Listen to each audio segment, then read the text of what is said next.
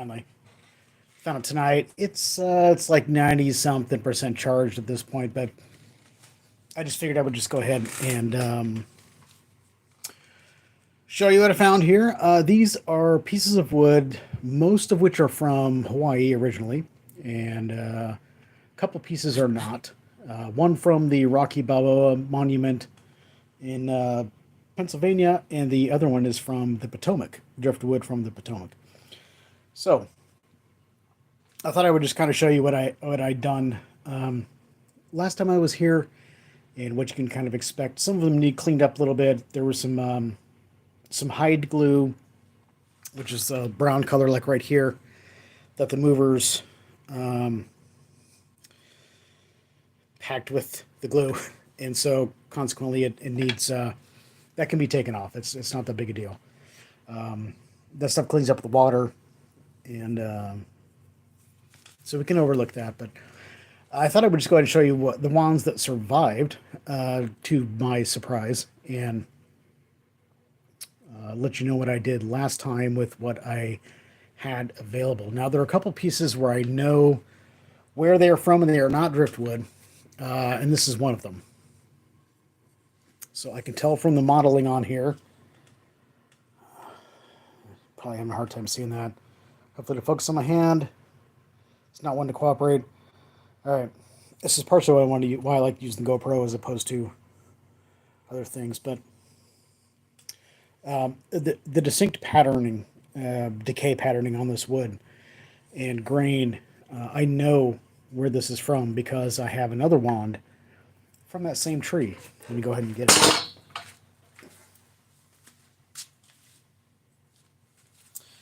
It is here.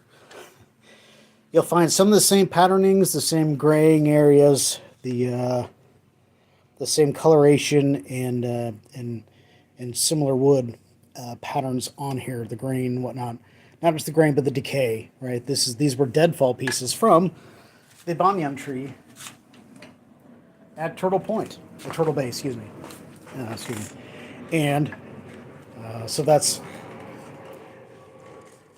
is a piece of deadfall. I cut this off, this particular part off, but the rest of it I did not do. It broke off on its own. I guess you can't really see that. Another reason why I like the GoPro. This part I had to cut off, but the rest of this is a deadfall piece of wood. You can see the voids in here that happen. These are mostly from insects and things like that. But this piece of wood is at least, this is probably gathered in 2021, early to mid 2021, probably early 2021. Could have been late 2020, but early 2021 is probably the better guess because I left in September of 21. Now you can see on the end here, it's not quite as crisp, and that's actually okay. A lot of times people want to put crystals or put like a metal cap on the end, like copper or bronze. I suppose somebody could use other types of metal, but me, I wouldn't do any of that. That's just me, though. I'm more of a purist. But one thing you notice about this wood, though, is that you have voids here like this. These veins that I've talked about in the trees before, that dry out and then flake off. You don't see them as much on this piece. You would find them on some of the others that I have. But this is from the banyan tree at Turtle Bay, which was featured in Pirates of the Caribbean. So this is a deadfall piece from there that survived. Very pleased. All I need to do is touch up this end here. I think it will. I think it'll be okay. It looks like it's all right. It just looks like it needs some TLC, some filing. I mean, we'll see. We'll see. But nothing fancy, flashy. But the wood itself is a really nice color. Has a really nice angle to it. I don't like straight wands, and I don't like wands that look like they came off of tables. So if it looks like a table leg, then I didn't make it. So, and I don't own it, unless it's given to me, and that's a different thing. That's a sentimental thing. So, go. So that's a piece from the banyan tree at Turtle Bay. This I'll eventually carve. I don't know how well it's going to do. But this is a piece of washed up driftwood that I got from the Potomac River in Washington, D.C. So I'm kind of hem-hawing as to which angle I want to use. You can tell it's not exactly short. I mean, if I go like this, it wiggles and waves that way, but this kind of indicates that the direction is more this way. But then you've got a kind of an interesting handle, and this would probably make for a decent mouth or something like that. So I'm really not sure. I got this probably in 2023, so not very long ago. This piece of wood is from the Rocky. This is a deadfall from the tree in front of the Rocky Balboa Monument in Philadelphia.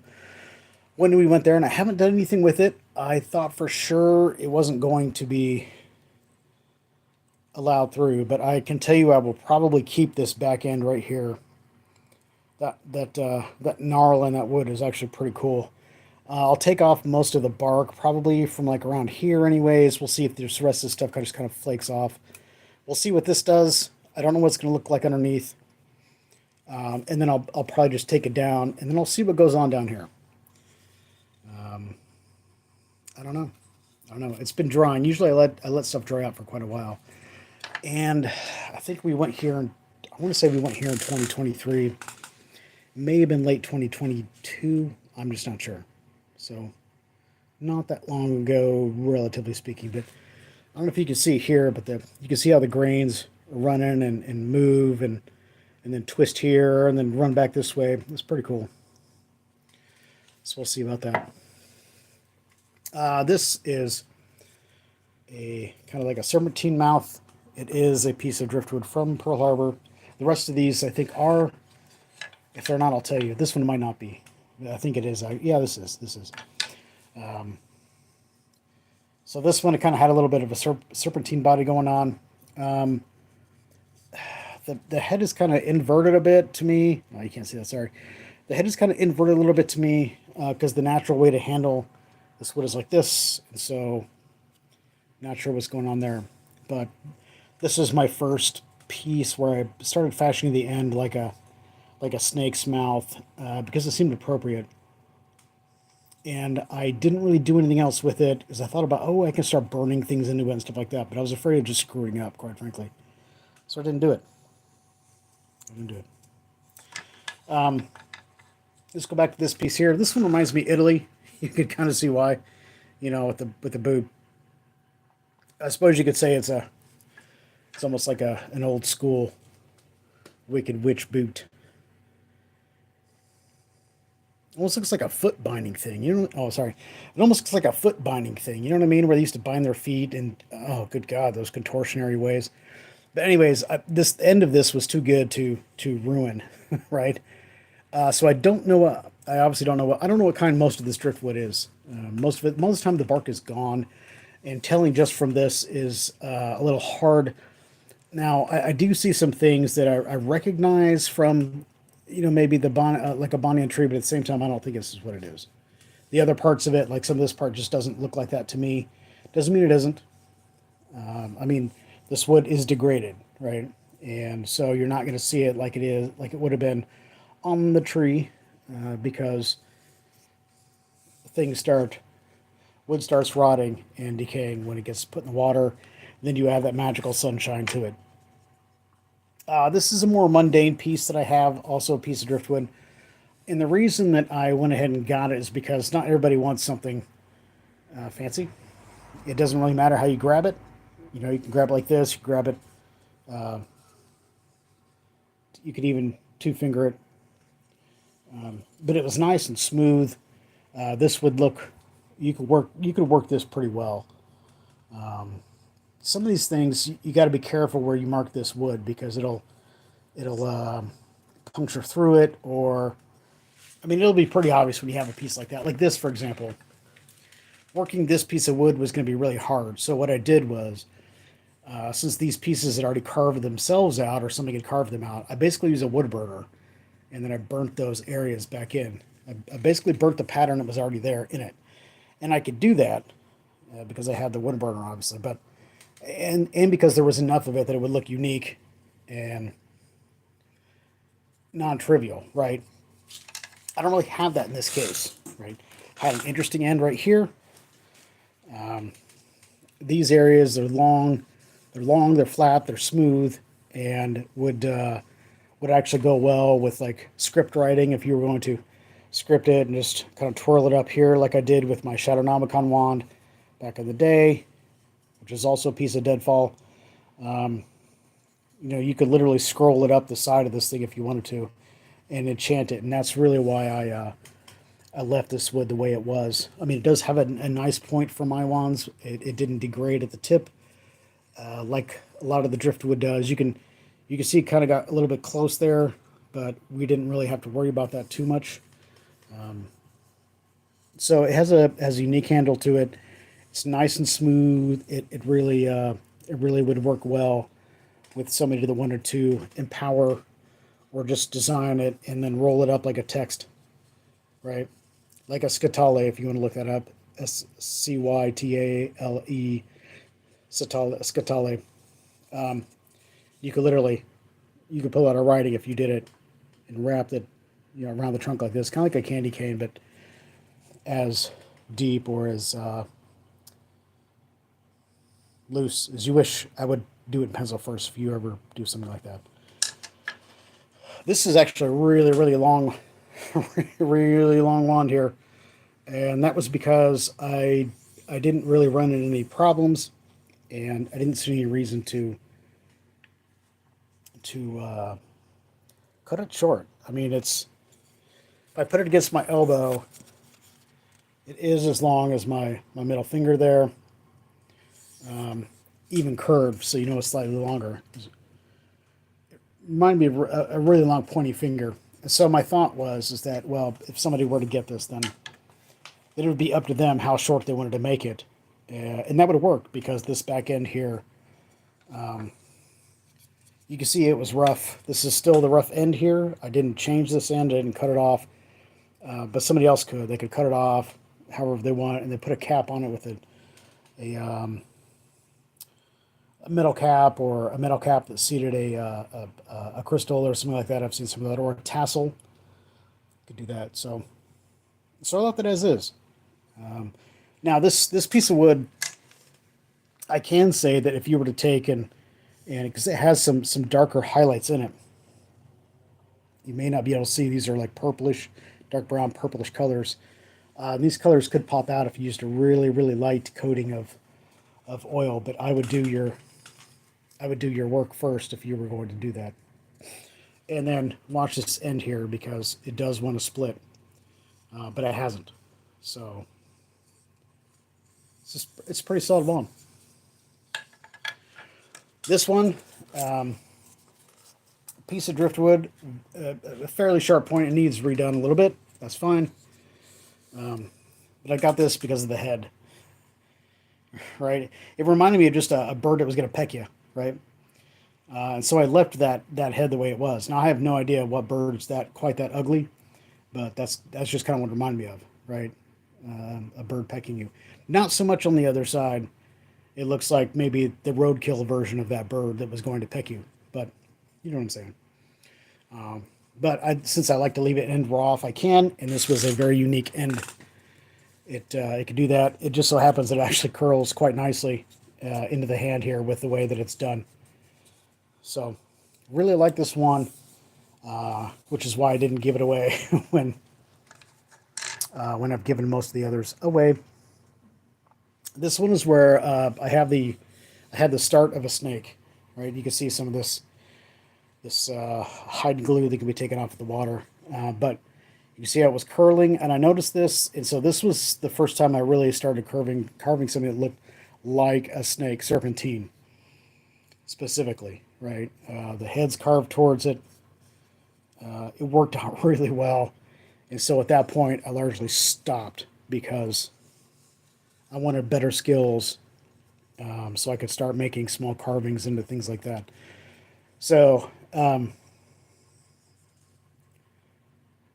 so I haven't touched this wand since then because I think all my carving tools are Well, they were cheap Chinese tools to begin with, like the super cheap Chinese tools. Not saying all Chinese tools are cheap, just I know these were right. Because I wanted to experiment with them a little bit, see if I wanted a more expensive set, and I think I might, but I want to watch some tutorials first. I may end up burning it. I haven't decided yet. So that one still survived. And here we have one of the first serpentine or dragon-esque mouth open wands. This one kind of this was done this way by design. It didn't split on me like the other one did, and so it looks more like a mouth coming towards it. Whether that's a shark or something else is kind of up to you, or an eel. But the natural curves in this wand kind of lent itself to that, and the rest of it kind of worked out. This is a piece of deadfall. I think somebody had cut it and it had fallen in the water, or so I guess it's not deadfall, but somebody cut it because I know this is driftwood. I just don't know the rest of it. So, ooh, I just saw a bug go right under there. That's not cool. Most of these things have been sitting in a plastic tub for years, so I really have to be careful about bugs, things like that. This one, obviously some hide glue going on. It was just a nice smooth wand that that was very, very pointed. This was very directional, and so I went ahead and chose to accentuate that. It has some nice curves to it. You can tilt it any way you wish, right? You can use it either hand too, which is good. Some of these wands they have a curve, and these are more right-handed wands. But this one you could actually just turn it, and it's automatically starts working for you left hand pretty easily. It's not as omnidirectional as some of the others are. And now, if I were really good, I would probably try to take and make this look like a heron. If I could, a little bit, make this look like a bill, like it was going to strike and get something. Not quite that good yet. But that's what I could see from that, right? And it would kind of look like that almost on both sides. Because you've got a little mark here. Oh, sorry, you can't see. Because you got a little mark here from, I think it's dirt. Crap, that sucks. So I guess it would just look like that from here. So, oh well. That's fine. So these are the ones that made it. I still don't have a good area to work yet for wand making. I mean, as you can see, my space is coming together. I've got stuff up. Some of the stuff I had to take down that I had up on this table, as a matter of fact, and that's still to do with some other stuff. So lots to do still. I have to have a place to set up a table that I can work on. Because this place is more of a spiritual table rather than a work table. So, there we go. I hope you found it interesting. And I think these are all of them. These should be all the ones that have survived. Because some didn't. So, hope you found it interesting to see what some of the stuff was. Most of these are from the 2020 to 2021 era. This would probably have been like mid to late 2020. Not that it matters to most people. But anyway, there you go. If you have any questions, let me know. I think I'm done working for the night. So I hope to carve some stuff tonight, but that's just not going to happen. My joints just aren't going to do it with all the stuff I've been doing here. So soon, and we get back to work. Take care.